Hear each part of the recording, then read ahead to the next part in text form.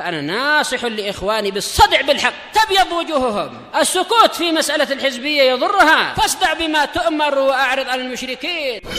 سلامي على دماج ورجالها والشيخ يحيى ودار العلم يا سعد بانيها.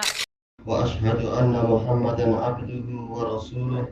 اللهم صل على محمد عبدك ورسولك وعلى آله وأصحابه أجمعين. أما بعد.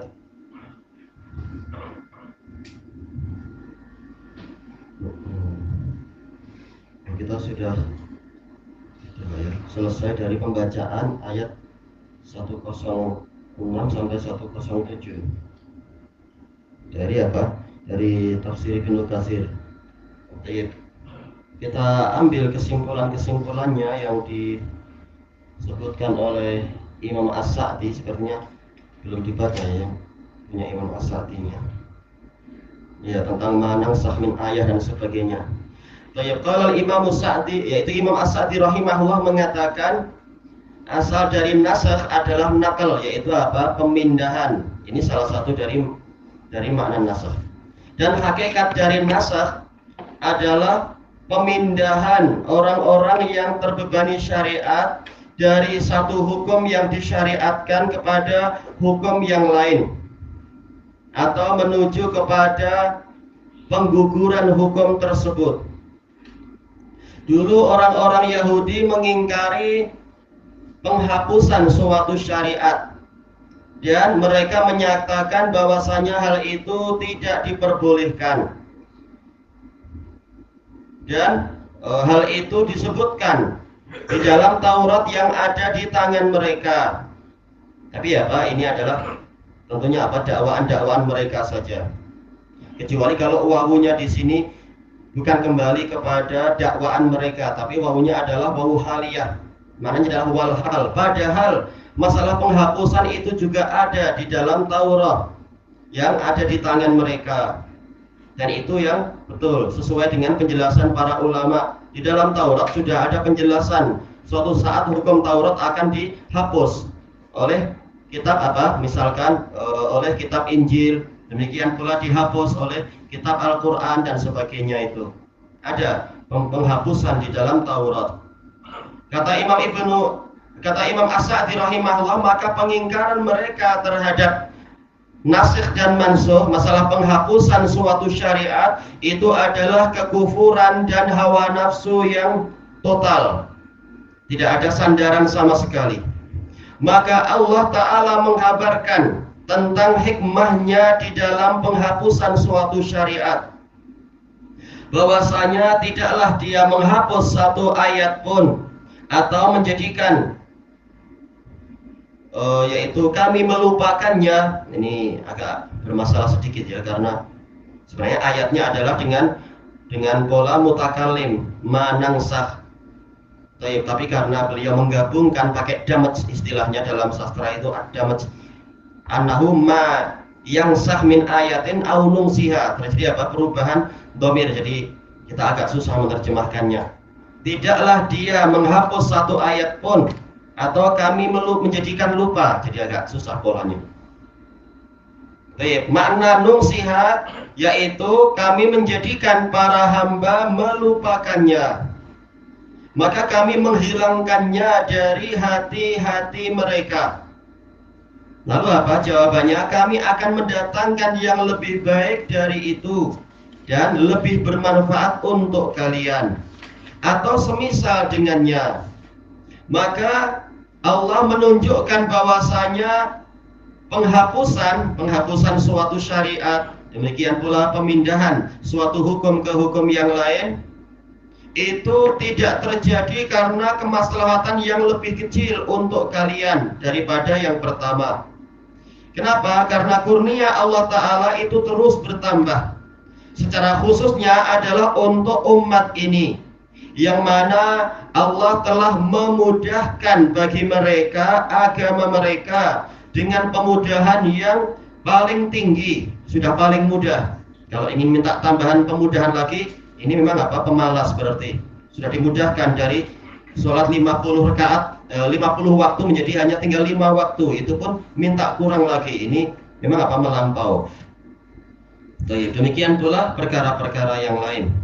Dan Allah telah menghabarkan bahwasanya barang siapa mencela penghapusan suatu syariat, maka sungguh dia telah mencela kekuasaan dan kerajaan dan kekuasaan Allah, atau kekuasaan dan kemampuan Allah. Karena setelah itu Allah berfirman, alam ta'lam annallaha ala kulli syai'in qadir.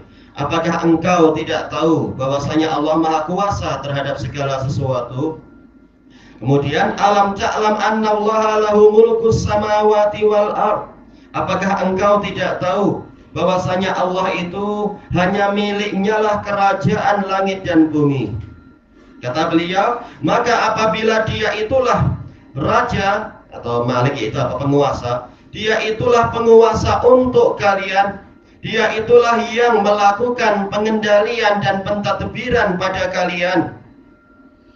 Si penguasa dia melakukan si penguasa yang mana dia adalah Al-Barrur Rahim, yang maha penuh kebaikan lagi maha penyayang di dalam takdir-takdirnya dan di dalam perintah-perintahnya dan larangannya. Berarti di situ tasarrufa dohirnya, yaitu maf'ul mutlak, yaitu dengan pengelolaan yang dilakukan oleh penguasa yang maha baik, yang maha penyayang di dalam takdirnya, dalam perintah dan larangannya. Jadi bukan penguasa yang zalim, bukan pula penguasa yang ganas, yang bengis, yang jahil dan sebagainya. Maka sebagaimana tidak ada yang mampu membatasinya di dalam penentuan apapun yang dia tentukan terhadap para hambanya, yaitu berbagai jenis takdir, penentuan, maka demikian pula tidak ada seorang pun, tidak ada satu makhluk pun yang layak untuk membantahnya di dalam perkara yang dia syariatkan kepada para hambanya berupa hukum-hukum.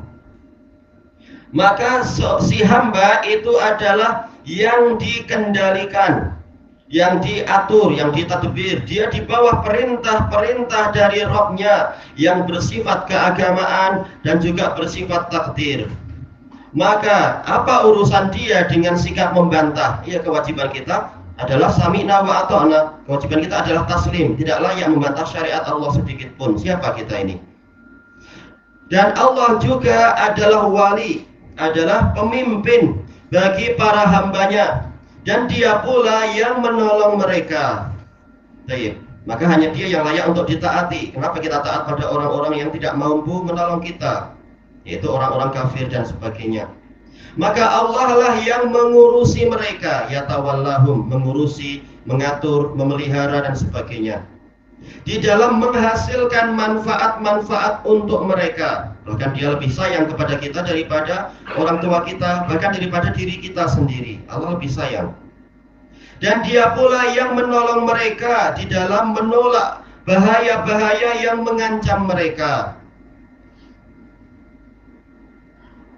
Baik. Maka termasuk dari kepengurusannya untuk mereka adalah dia mensyariatkan untuk mereka hukum-hukum yang dituntut oleh hikmahnya dan rahmatnya kepada mereka. Dan barang siapa merenungkan apa yang ada, apa yang berlaku di dalam Al-Quran dan As-Sunnah berupa penghapusan, dia akan tahu yang demikian itu tentang hikmah Allah, tentang rahmatnya kepada para hambanya, tentang yaitu Allah Ta'ala ingin menyampaikan mereka kepada kemaslahatan mereka dari arah yang tidak mereka sadari dengan kelembutannya. Cuma banyak orang yang tidak paham hukum Allah sehingga mereka banyak memprotes dan mengkritik. Sampai di sini yang dijelaskan oleh Imam As-Sa'di rahimahullahu ta'ala. Kita ambil sedikit faidah yang dibahas dari sisi masalah balaghahnya oleh Syekhuna Al-Harari rahimahullahu ta'ala. Kata beliau, ayat-ayat ini mengandungi berbagai jenis balaghah. Hanya saja beliau menggabungkan antara dua ayat yang kita baca dengan ayat-ayat setelahnya. Sementara kita mengikuti pola yang ditempuh oleh Imam Ibnu Katsir, maka kita ambil balaghah yang terkait dengan dua ayat itu dulu. Baik. Dan berbagai jenis kefasihan dan bayan serta badi'. Kata beliau diantaranya adalah istifham takriri. Dari firman Allah Ta'ala, alam ta'lam annallaha ala kulli syai'in qadir. Apakah engkau tidak mengetahui bahwasanya Allah Maha kuasa terhadap segala sesuatu? Ini istifham takriri, yaitu apa? Pertanyaan yang menuntut pengakuan. Apa maknanya? Kata beliau, yaitu membawa orang yang diajak berbicara untuk mengakui apa yang telah diketahui kepastiannya oleh dia sendiri, atau sebaliknya, diketahui peniadaannya oleh dia sendiri, yaitu engkau sendiri sudah tahu bahwasanya Allah Maha Kuasa terhadap segala sesuatu. Jadi makna alam ta'lam, kata beliau, yaitu innaka alimta, sesungguhnya engkau telah mengetahui itu. Baik. Kemudian balaghah yang lain adalah sisi pengkhususan Nabi Shallallahu Alaihi Wasallam di dalam dialog tadi, dalam pembicaraan tadi. Padahal jelas ayatnya bersifat umum, tapi Allah mengajak dengan dhamir mukhatab yang mufrad. Alam ta'lam, apakah engkau wahai satu orang tidak mengetahui annallaha lahu mulkus samawati wal ard, bahwasanya hanya milik Allah lah kekuasaan kerajaan langit dan bumi. Padahal yang selain Nabi Muhammad SAW juga masuk di dalam dialog tersebut. Buktinya apa? Yaitu dengan dalil lafaz-lafaz yang setelahnya. Wa ma lakum min dunillah. Baik, pakai lakum dengan apa? Pola jamak.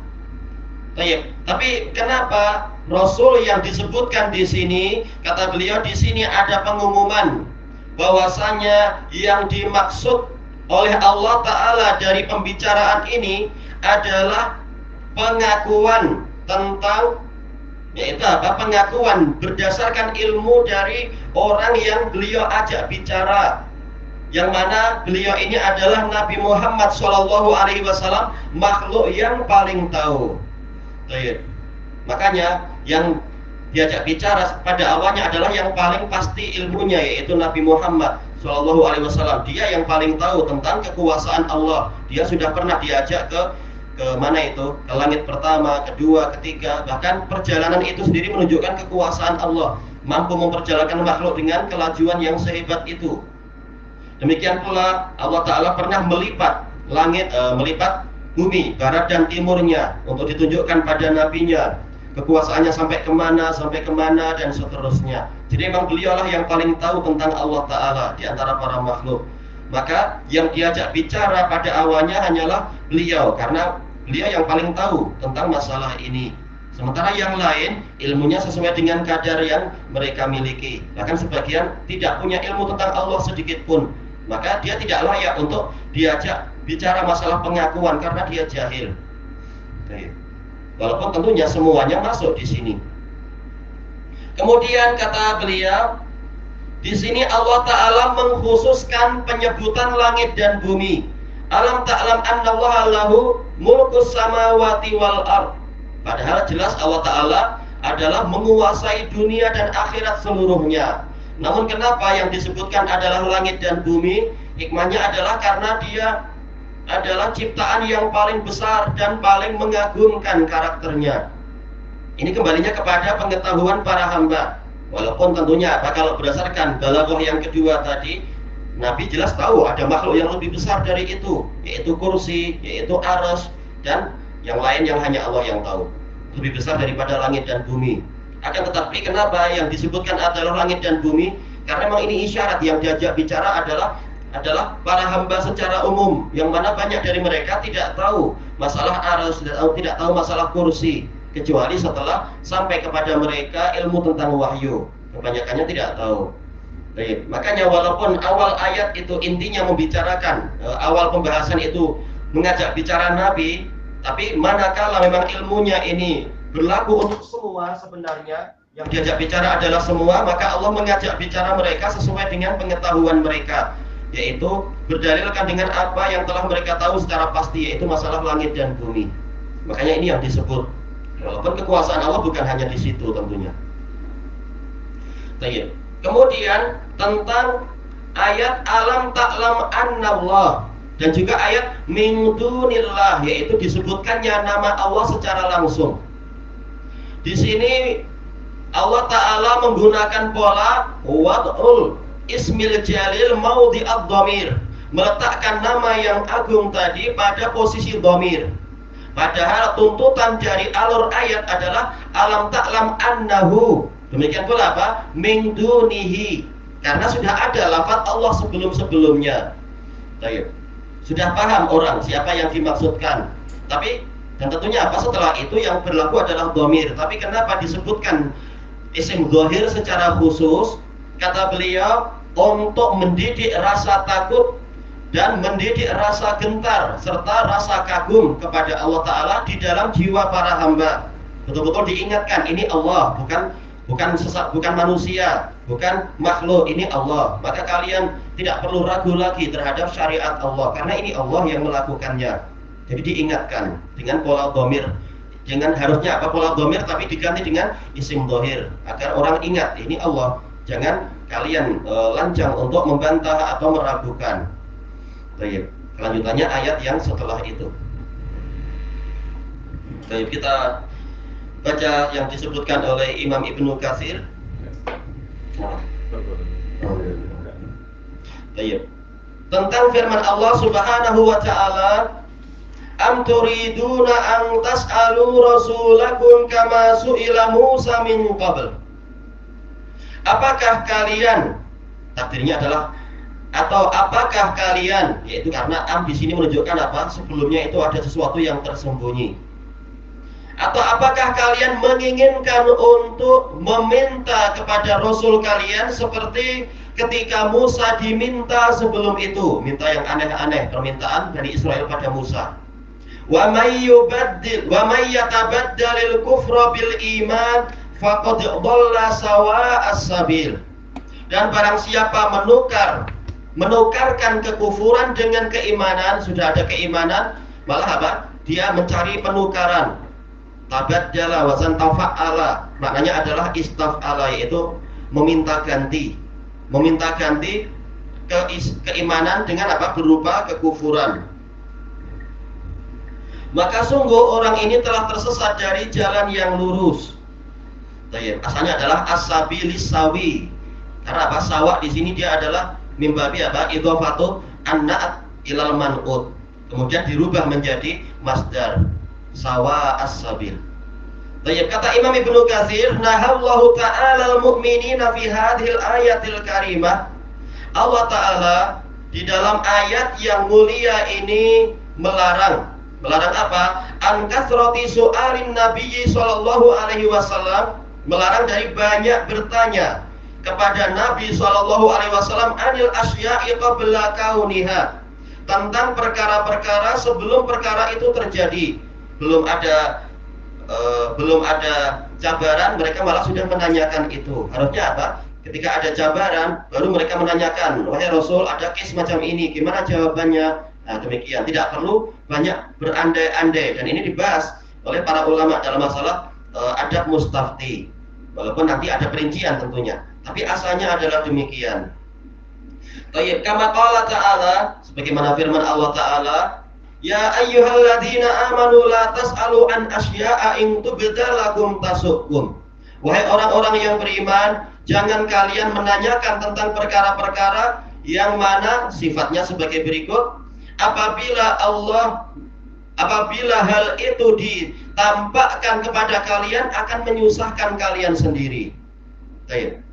Wa in tas'alu anha hina yunazzalul qur'anu tubda lakum. Dan apabila apabila kalian menanyakan perkara-perkara tadi ketika Quran sedang diturunkan atau masih dalam proses diturunkan, maka niscaya akan ditampakkan perkara itu untuk kalian. Karena Allah Ta'ala maha sempurna ilmunya, apapun yang kalian tanyakan akan ada jawabannya. Tapi dilarang agar kalian tidak susah sendiri. Dilarang untuk memperbanyak pengandaian. Tayyib ay in tas'alu an tafsiliha ba'da nuzuliha tubayyanu lakum. tubayyan lakum. Apabila kalian menanyakan tentang perinciannya, setelah itu turun, maka akan dijelaskan kepada kalian. Wala tas'alu ani syai' qabla kaunih. Wala tas'alu, darinya sekarang pertanyaan. Sekarang apa? Larangan ya. Dan jangan kalian menanyakan tentang suatu perkara sebelum hal itu terjadi. Fala'allahu an yuhrama min ajli zalika min ajli tilkal mas'alah, karena boleh jadi perkara tadi akan diharamkan disebabkan karena pertanyaan itu. Baik. Walihada ja'a fi sahih, maka dari itu datang di dalam hadis sahih, a'zamul muslimina jurman man yas'alu an syai'in lam yuharram fa hurrima min ajli mas'alatih. Orang Islam yang paling besar kejahatannya, jurum yaitu apa? Jinayah, adalah orang yang menanyakan suatu perkara yang tidak diharamkan, kemudian perkara itu menjadi diharamkan disebabkan karena pertanyaan dia. Disebutkan di sini adalah riwayat Bukhari Muslim. Walamma su'ila Rasulullah sallallahu alaihi wasallam anir rajuli yajidu ma'an ra'atihi rajula, maka kala Rasulullah SAW ditanya tentang seorang lelaki yang mendapati istrinya itu sedang disertai lelaki yang lain. Fa'in takallama bi amrin azim. Kalau lelaki ini, yaitu si suami ini berbicara, dia akan berbicara dengan perkara yang besar. Tapi disebutkan oleh Ibnu Hajar berdasarkan kelengkapan riwayat-riwayatnya, ini case-nya waktu itu belum terjadi, memang belum terjadi. Tapi wahai Rasul, gimana kalau terjadi yang seperti itu? Dia dapati istrinya sedang berzina dengan lelaki yang lain. Baik. Kalau dia bicara, berarti dia berbicara dengan perkara yang besar karena tidak ada saksi kecuali dia. Padahal persaksian harus apa? Dibangun di atas 4 orang kalau terkait dengan masalah perzinaan. Wa in sakata an mithli dzalik. Tapi kalau dia diam dari perkara yang seperti ini. Baik. Fakariha Rasulullah sallallahu alaihi wasallam al-masaila wa abaha. Maka Rasulullah membenci pertanyaan-pertanyaan tadi dan beliau memburukkan perkara itu. Summa anzalallahu ta'ala hukmal mula'anah. Kemudian Allah Ta'ala menurunkan hukum mula'anah. Disebutkan oleh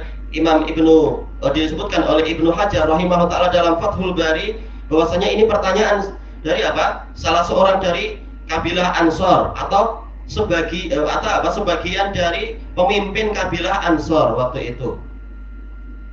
Nah, Rasulullah mendiamkan itu. Kemudian apa? Ternyata begitu dia pulang ke kampung dia, kemudian dia dapati ada case itu. Maka dia mengatakan ini disebabkan karena pertanyaan tadi. Ternyata betul-betul terjadi. Maka kemudian turunlah ayat mula'anah. Walihada sabata fi sahihain min hadisil Mughirah bin Syu'bah. Maka dari itu telah pasti dalam sahihain dari hadis Al-Mughirah bin Syu'bah anna Rasulullah sallallahu alaihi wasallam kana yanha.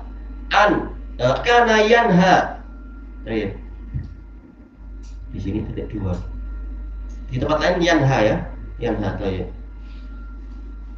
Antila wa qal wa kasrati su'al wa idha'atil mal. Rasulullah melarang dari desas-desus dan melarang dari banyak pertanyaan dan melarang dari penyia-nyiaan harta. Diriwayatkan oleh Bukhari dan Muslim. Baik. Dan di dalam Sahih Muslim, zaruni ma taraktukum, biarkan saya terhadap apa yang saya tinggalkan dari kalian, yang saya tidak ceritakan pada kalian. Fa inna ma halaka man kana qablakum bi kasrati su'alihim wa ikhtilafihim ala anbiya'ihim. Karena hanyalah binasanya orang sebelum kalian itu disebabkan karena banyaknya pertanyaan mereka dan banyaknya perselisihan mereka terhadap para nabi mereka. Dalam riwayat ini berarti cara penerjemahannya demikian. Yaitu apa? Ikhtilafnya juga banyak.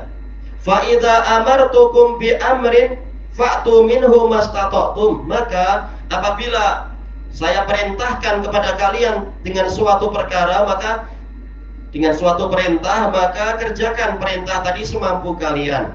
wa inna haitukum an syai' fajtanibuh, dan apabila aku melarang kalian dari sesuatu maka jauhilah dia secara mutlak.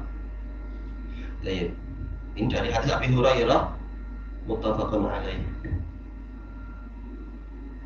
Kemudian kata beliau, wa hadza innama qalahu ba'da ma akhbarahum anna Allah kataba alaihimul hajj. Berdasarkan apa? Asbabul wurud dari hadis ini, sebab kedatangannya. Hanyalah Nabi menyebutkan ini kepada mereka setelah beliau mengabarkan kepada mereka bahwasanya Allah mewajibkan mereka untuk berhaji. Faqala rajul, maka ada seseorang bertanya, "Aqulla yaumin ya Rasulullah?" Apakah itu setiap hari, setiap tahun wahai Rasulullah? Fasakata anhu Rasulullah SAW. Maka Rasulullah mendiamkan dia selama sebanyak 3 kali ketika dia mengulang pertanyaan itu tentunya. Baik.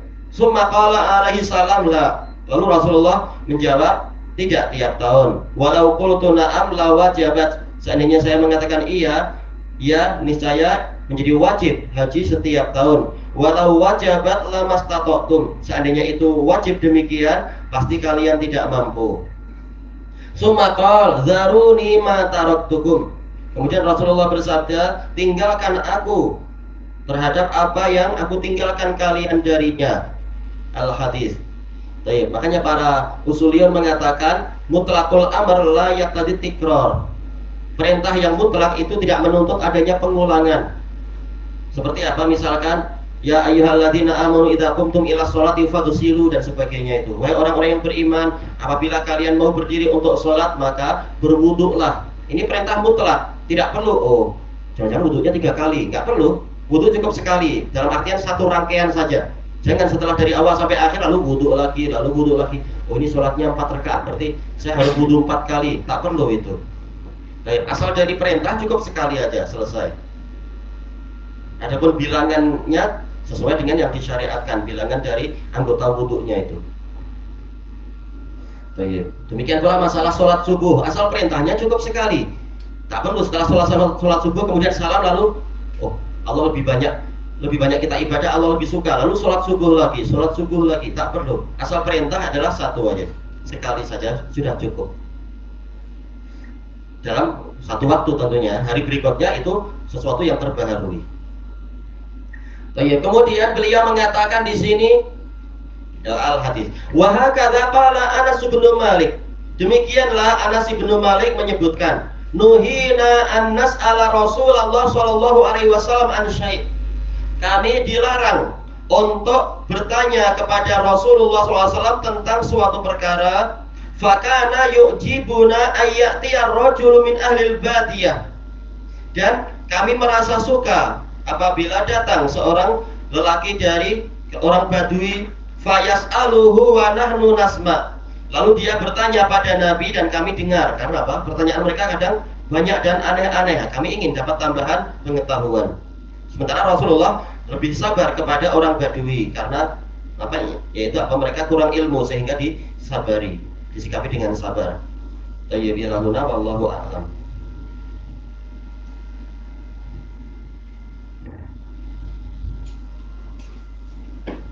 Ini pembahasannya masih panjang terkait dengan itu. Kenapa?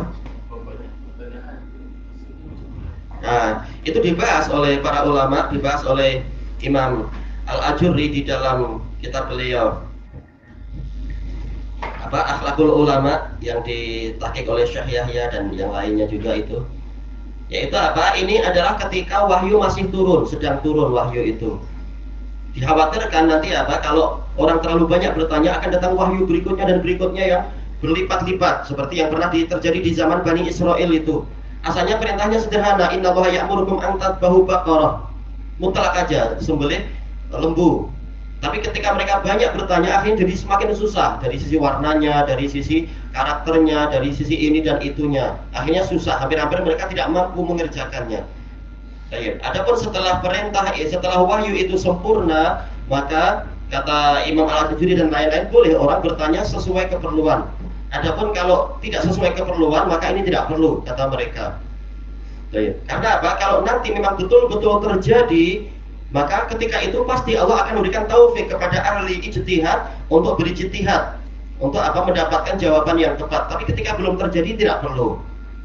Baik. Dan para usuliyun banyak mencontohkan apa soal-soal iftiradiyah yang datang dari orang-orang Ahnaf, pertanyaan yang sifatnya akli yang dibuat-buat. Kita tahu bahwasanya hewan laut itu halal kata mereka. Jadi itu betul. Terus sekarang bagaimana kalau hewan laut itu yang ditangkap oleh nelayan betul-betul 100% wujudnya manusia, bahkan mampu bicara, mampu salam, assalamualaikum, mampu syahadat. Kita sembelih nggak dia? Nah ini penting. Iya. kita jelas penting. Kita malah akan tanya, betulkah dia hewan laut? Tapi misalkan kata, lagi-lagi cuma permisalan, mencoba. Misalkan ada yang seperti itu. Maka para ulama mengatakan tunggu sampai itu terjadi baru kita akan ijtihad. Selama belum terjadi tak perlu kita letih. Case sudah banyak, ngapain cari case yang belum ada. Demikian pula mereka soal iftiradiyah. Kita tahu bahwasanya wudu itu adalah mencuci wajah. Gimana kalau kebetulan zakar orang di wajah dia? Ini susah nih pertanyaan. Aduh. Ini buat di bawah. Ini Di bawah. agak biar agak jauh dikit gitu.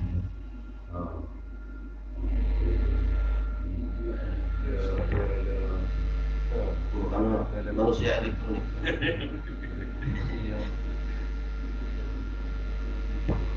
Kenapa? Buka ya.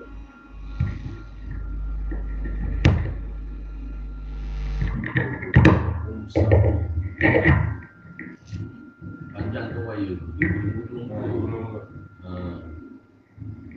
Ada video blog definisi.